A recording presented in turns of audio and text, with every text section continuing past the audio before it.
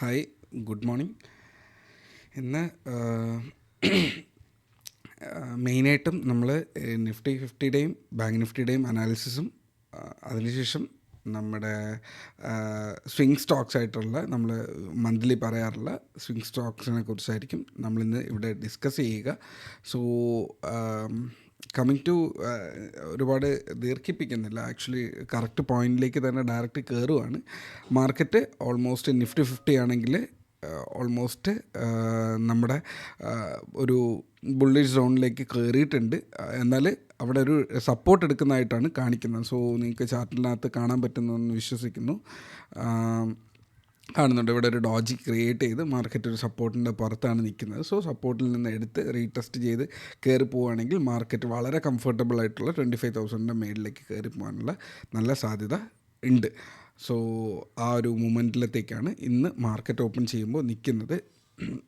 രണ്ടാമത് നമ്മൾ ബാങ്ക് നിഫ്റ്റിയിലേക്ക് നോക്കിയാൽ ബാങ്ക് നിഫ്റ്റിയും ഓൾമോസ്റ്റ് ആ റേഞ്ചിന് മേളിലല്ല, റെസിസ്റ്റൻസ് എടുത്ത് നിൽക്കുവാണ്. ക്യാൻഡിൽസ് ഒരു ഇന്നലെ ഒരു പ്രോഫിറ്റ് ബുക്കിംഗ് ഇല്ലെങ്കിൽ ഒരു ഇൻസൈഡ് ക്യാൻഡിൽ എടുത്ത് നിൽക്കുവാണ്.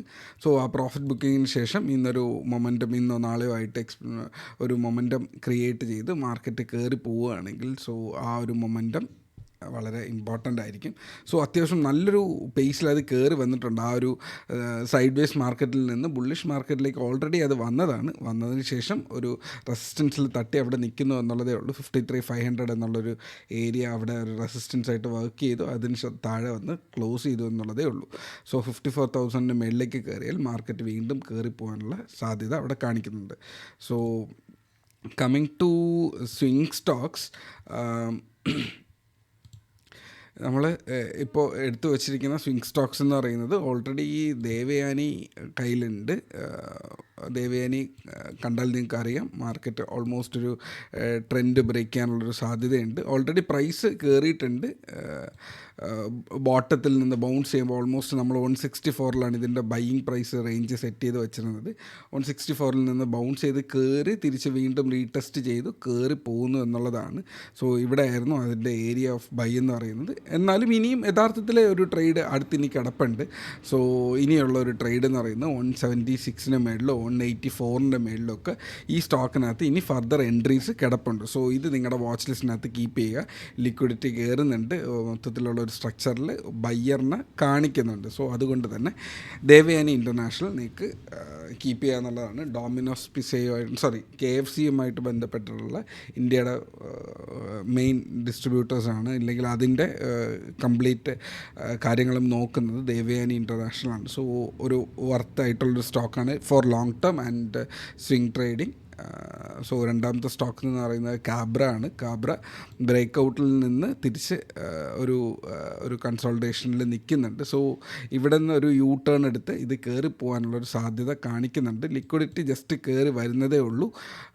എന്നാലും നമുക്ക് അക്കുമുലേറ്റ് ചെയ്യാൻ പറ്റുന്ന ഏരിയ ഇവിടെ നിന്ന് അക്കുമുലേറ്റ് ചെയ്യാം. ഇല്ല എന്നുണ്ടെങ്കിൽ തിരിച്ച് റീടെസ്റ്റ് ചെയ്യുമ്പോൾ 480 to 500 റേഞ്ചിനുള്ളിൽ നമുക്ക് ഈ ഒരു റേഞ്ചിൽ തിരിച്ച് റീടെസ്റ്റ് ചെയ്യപ്പെടുകയാണെങ്കിൽ നമുക്ക് വേണമെങ്കിൽ ഇതിനെ പ്ലാൻ ചെയ്യുക എന്നുള്ളതാണ്. ഈ മന്തിൽ എവിടെയെങ്കിലും നമുക്ക് ഈ ഒരു ട്രേഡിൽ ഒരു ബ്രേക്കൗട്ട് എക്സ്പെക്റ്റ് ചെയ്യുന്നുണ്ട്. ഓക്കെ, ഓൾറെഡി ആ ഒരു ബ്രേക്കൗട്ട് വന്നിട്ടുണ്ടായിരുന്നു. എല്ലാ ട്രേഡും നമുക്ക് പേഴ്സണലി എടുക്കാൻ പറ്റത്തില്ല.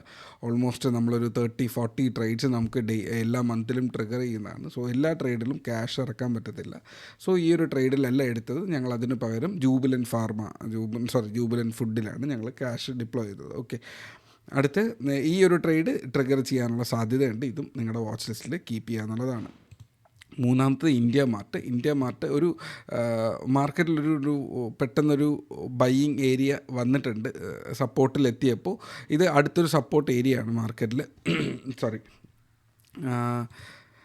ഇന്ത്യ മാർട്ടിൻ്റെ ഒരു സപ്പോർട്ട് ഏരിയയാണ് 2200 എന്ന് പറയുന്നത്. സോ 2200 അവിടെ ലിക്വിഡിറ്റി കയറുന്നുണ്ട്. സോ അവിടെ ബൈയിങ് മൊമെൻറ്റം കിടപ്പുണ്ട്. ഇവിടെ ഒരു നമ്മുടെ ഒരു പെനൻറ്റ് ക്രിയേറ്റ് ചെയ്ത് നിൽക്കുന്നുണ്ട്. സോ ഈ ഒരു പെനൻറ്റ് ബ്രേക്കൗട്ട് ചെയ്ത് കഴിഞ്ഞാലും നമുക്ക് ഇവിടെ ഇന്ത്യ മാർട്ടിനുള്ളിൽ ഒരു അടുത്ത ടാർഗറ്റ് ആയിട്ടുള്ള 2600 to 2800 റേഞ്ചിലേക്കുള്ള ഒരു മൊമെൻറ്റം കിട്ടാൻ സാധ്യതയുണ്ട്.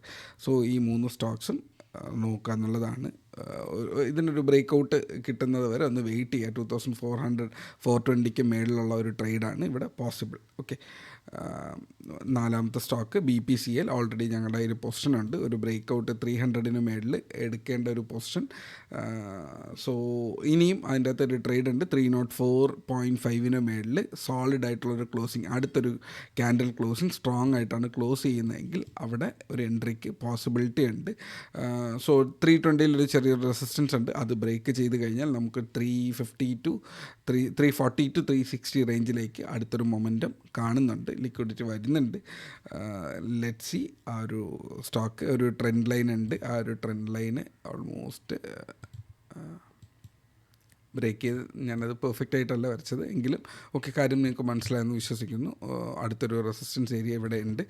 സോ ഇതാണ് ഈ ഒരു ട്രേഡിൻ്റെ മൂവ്മെൻറ്റ് എന്ന് പറയുന്നത്. സോ ഇവിടെ നിന്ന് ഇതൊരു ഡിപ്പാണ്. ഡിപ്പിൽ നിന്ന് അക്കുമുലേറ്റ് ചെയ്ത് ഇതിന് ശേഷം നമുക്ക് വീണ്ടും വേണമെങ്കിൽ ഫർദർ ആഡ് ചെയ്യുക എന്നുള്ളതാണ് അവിടുത്തെ ആ ഒരു trading method.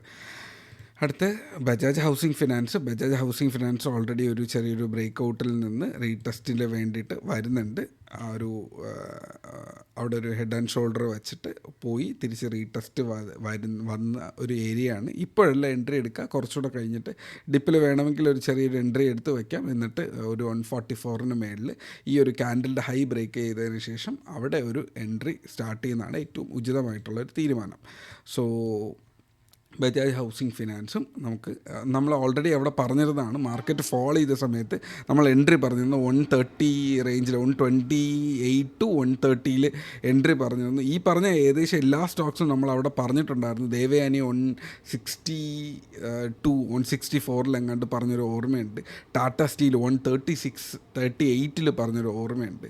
So 5 stock already പറഞ്ഞു കഴിഞ്ഞു. ഇത് മൊമെൻറ്റം കിട്ടാൻ സാധ്യതയുള്ളതാണ്. ടാറ്റ സ്റ്റീൽ ഓർ സെയിൽ അവിടെ പറഞ്ഞിട്ടുണ്ടായിരുന്നു.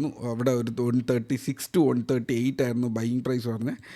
ഓൾമോസ്റ്റ് അത് 137 വരെ വന്നിട്ട് തിരിച്ച് ബൈയിങ് പോയിട്ടുണ്ടായിരുന്നു. ഈ ഒരു സോണിൽ എപ്പോൾ ഹിറ്റ് ചെയ്യുന്നു ബൈ ചെയ്യാൻ പറഞ്ഞിട്ടുണ്ടായിരുന്നു. പേഴ്സണലി എടുക്കാൻ പറ്റാത്തൊരു ട്രേഡായിരുന്നു. അതിനുശേഷം മാർക്കറ്റിൽ അത് തിരിച്ച് കയറി വരുന്നു. ഈ ഒരു ഏരിയയ്ക്ക് ശേഷം 144 മേളിലുള്ള ഒരു ട്രേഡ് അവിടെ ഉണ്ടായിരുന്നു. സോ 136, 144, അടുത്ത് 152 എന്നുള്ള ഏരിയാസ് ഉണ്ട്. വേണമെങ്കിൽ 152 മേളിൽ വേണമെങ്കിൽ എടുക്കാം, ഇല്ലെങ്കിൽ 148 വേണമെങ്കിൽ എടുക്കാം എന്നുള്ള ഒരു എൻട്രിയാണ് ടാറ്റ സ്റ്റീൽ എന്ന് പറയുന്നത്. ഈ പറയുന്ന ഞാൻ എൻ്റെ കമ്മ്യൂണിറ്റിയിൽ ഷെയർ ചെയ്യുന്ന ഓരോ ട്രേഡ്സും വളരെ സ്ട്രോങ് ആയിട്ടുള്ള ലോങ് ടേമിലേക്ക് ഹോൾഡ് ചെയ്യാൻ സാധിക്കുന്ന സ്റ്റോക്കുകൾ മാത്രമാണ്. പെട്ടെന്ന് ബ്രേക്ക് ഔട്ട് ചെയ്ത് പെട്ടെന്ന് 10%, 20% റിട്ടേൺ തരുന്ന സ്റ്റോക്കുകൾ ഞാൻ അധികം റെക്കമെൻഡ് ചെയ്യാറില്ല. പക്ഷേ അത് ഹോൾഡ് ചെയ്ത് കഴിഞ്ഞാൽ വാല്യൂ നമ്മുടെ ക്യാപിറ്റലിൽ ഒരു മാന്യമായിട്ടുള്ള റിട്ടേൺ തരുന്നത് കാണാൻ പറ്റാറുണ്ട്. അങ്ങനത്തെ സ്റ്റോക്ക് ഷെയർ ചെയ്യാറില്ല എന്നുള്ളതല്ല, ആ സ്റ്റോക്കുകൾ നമ്മളുടേതായൊരു അനാലിസിസ് അല്ല. മാർക്കറ്റിൽ ആ സ്റ്റോക്കിൽ ലിക്വിഡിറ്റി കയറുമ്പോൾ അത് തരുന്ന ഒരു പൊട്ടൻഷ്യലുണ്ട്. അത് നമുക്ക് നേരത്തെ മുൻകൂട്ടി പ്രവചിക്കാൻ പറ്റത്തില്ല. കിട്ടുമ്പോൾ അത് കിട്ടി എന്നുള്ളതാണ് അവിടുത്തെ സംഭവം. ഇന്നലെ രാവിലെ നമ്മൾ ട്രൈഡൻ്റ് എന്നുള്ളൊരു സ്റ്റോക്ക് നമ്മൾ പറഞ്ഞിട്ടുണ്ടായിരുന്നു. കമ്മ്യൂണിറ്റിക്കുള്ളിലല്ല, പേഴ്സണലി ഒരു വ്യക്തിക്ക് പറഞ്ഞിട്ടുണ്ടായിരുന്നു. അപ്പോൾ ട്രൈഡൻറ്റിൻ്റെ എന്ന് പറയുന്ന സംഭവം ഇന്നലെ ഓൾമോസ്റ്റ് 35.5 അവിടുത്തെ ഒരു എൻട്രി പറഞ്ഞത്. 35.3 എൻട്രി പറഞ്ഞിരുന്നത്. 34 SL പറഞ്ഞിരുന്നത്. ഓൾമോസ്റ്റ് ഇന്നലെ 10-11% അത് കയറിയിട്ടുണ്ട്. ഈ സ്റ്റോക്ക് ഇത്രയും കയറുമോ എന്ന് ചോദിച്ചു കഴിഞ്ഞാൽ കയറാനും കയറാതിരിക്കാനും ഉള്ള സാധ്യതയുണ്ട്. ബിക്കോസ് അതിൻ്റെ അകത്ത് ലിക്വിഡിറ്റി വരുന്നത് അപ്പോൾ വരുന്ന ഈ ഒരു വോളിയം കാണുന്നുണ്ടോ, ഈ വോളിയം എനിക്ക് നേരത്തെ ഫ്യൂച്ചറിൽ പറയാൻ പറ്റത്തില്ല. ആ വോളിയം വരും എന്ന് നമുക്കറിയാം. ചിലപ്പോൾ ഇത്രയും വോളിയം വരും എന്നായിരിക്കും ഓൾമോസ്റ്റ് ഇത് ഇവിടെ കാണുന്ന പോലത്തെ ഒരു വോളിയം ആയിരിക്കും എക്സ്പെക്റ്റ് ചെയ്തിരിക്കുക. ചിലപ്പോൾ കുറച്ചുകൂടെ വോളിയം എക്സ്പെക്റ്റ് ചെയ്തിരിക്കാം. ഒരു 38 to 40 ഉള്ളിലായിരിക്കും നമ്മൾ 38 ആയിരിക്കാം നമ്മളവിടെ എക്സ്പെക്റ്റ് ചെയ്തിരിക്കുക. പക്ഷേ 39.3 വരെ പോയി. ഓൾമോസ്റ്റ് 4 രൂപയാണ് കയറിപ്പോയത്. 11% അത് കയറിപ്പോയിട്ടുണ്ടായിരുന്നു. സോ അടുത്ത് EIEL എന്നുള്ളൊരു സ്റ്റോക്കുണ്ട്, എക്സോർഷ്യ EIEL. അതും ഇന്നലെ പറഞ്ഞിരുന്നൊരു ട്രേഡായിരുന്നു ചോദിച്ചപ്പോൾ. എൻവിറോ ഇൻഫ്രാ എൻജിനീയേഴ്സ് എന്ന് പറഞ്ഞിട്ടൊരു സ്റ്റോക്ക്. അതും ഇന്നലെ ഏകദേശം 11-12% കയറിപ്പോയൊരു സ്റ്റോക്കായിരുന്നു. ഇത് കാണുന്നുണ്ട്. ഇന്നലെ ഓൾമോസ്റ്റ് 260 റേഞ്ചിന് മേളിൽ അതിനൊരു ട്രേഡ് പറഞ്ഞതായിരുന്നു. അത് കയറിപ്പോയി. ഓൾമോസ്റ്റ് 284 ഹിറ്റ് ചെയ്തു. ഫസ്റ്റ് ടാർഗറ്റ് ഒറ്റ ദിവസം കൊണ്ട് അത് ഹിറ്റ് ചെയ്തിട്ടുണ്ടായിരുന്നു. അപ്പോൾ അത് നമുക്ക് കംപ്ലീറ്റ്ലി എല്ലാ സ്റ്റോക്കും നമുക്ക് ഷെയർ ചെയ്തുകൊണ്ടിരിക്കാൻ പറ്റത്തില്ല. ഈ കാണുന്ന സ്റ്റോക്കിൽ ഏതെങ്കിലും നമ്മുടെ വാച്ച് ലിസ്റ്റിനകത്ത് ചിലത് 10% കയറിപ്പോകും, ചിലത് 5% ആയിരിക്കും, ചിലപ്പോൾ 2% ആയിരിക്കും, ചിലപ്പോൾ 2% ലോസിലായിരിക്കാം, 3% ലോസിലായിരിക്കാം. അത് എങ്ങനെ മാനേജ് ചെയ്യുന്നു എന്നുള്ളതാണ് റിസ്ക് റിവാർഡും മണി മാനേജ്മെൻറ്റും ഒക്കെ കൺട്രോൾ ചെയ്യുന്ന ഒരു നല്ലൊരു ട്രേഡർ ചെയ്യുക. സോ ഇപ്പോൾ ഇന്ന് പറഞ്ഞ 5 സ്റ്റോക്ക് എന്ന് പറഞ്ഞിരുന്നു, എങ്കിലും ഒരു സ്റ്റോക്ക് കൂടെ എക്സ്ട്രാ പറഞ്ഞിട്ടുണ്ടായിരുന്നു. EIEL അല്ല, ടാറ്റ സ്റ്റീലൂടെ എക്സ്ട്രാ പറഞ്ഞിട്ടുണ്ടായിരുന്നു. സോ ഈ 6 സ്റ്റോക്സ് നിങ്ങൾക്ക് ഒരു ബോണസ് സ്റ്റോക്ക് ഉൾപ്പെടെ ടോട്ടൽ 6 സ്റ്റോക്സ് നിങ്ങൾക്ക് അവിടെ വാച്ച് ചെയ്യുക എന്നുള്ളതാണ്. ജൂബിലൻറ്റ് ഫുഡൊക്കെ നമ്മൾ ഓൾറെഡി പറഞ്ഞതാണ്, നല്ല മൂമെൻറ്റം ഇത് കിട്ടിയിട്ടുണ്ട്.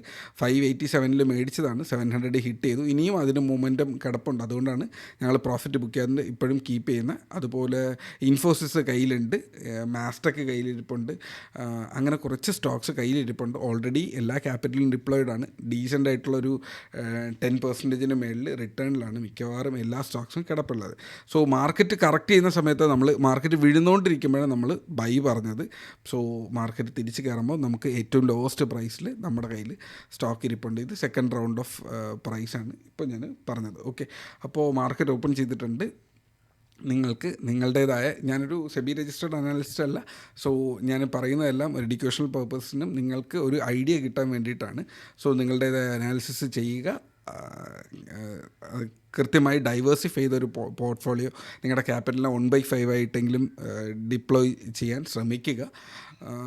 So thank you, trade safe, take care, by.